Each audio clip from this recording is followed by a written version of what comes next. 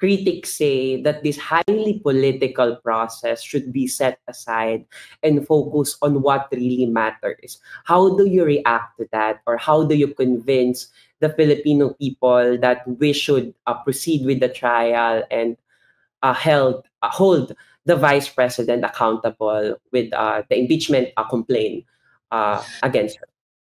Ang masasabi ko, Bonds, this really matters. Itong usapin ng pagsunod sa konstitusyon, itong usapin ng pagganap ng Senado sa isa sa matataas na responsibilidad niya, bukod sa pagsasabatas, bukod sa pag-iimbestiga, bukod sa taunang pagbuo ng budget, itong pag-conduct ng trial kapag may impeachment complaint na tinransmit sa kanya, kapag may impeachment complaint na inaprubahan ng House of Representatives. This really matters.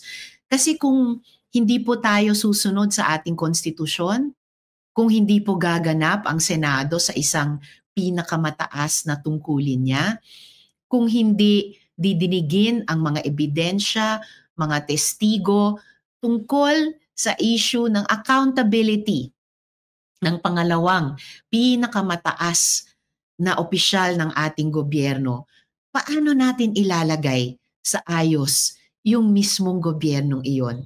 Ang gobyerno na dapat ay kaya at gustong tumugon sa mga problema sa pang-araw-araw ng ating mga kababayan. Yung mga usapin ng kahirapan, ng kawalan ng pagkakapantay-pantay, yung kawalan ng hustisya, kung hindi namin sasagutin itong obligasyon tungkol sa hustisya din sa pamamagitan ng isang impeachment trial.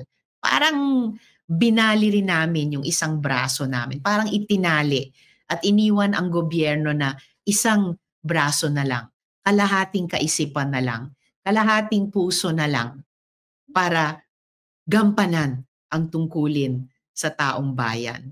Hindi po pwede.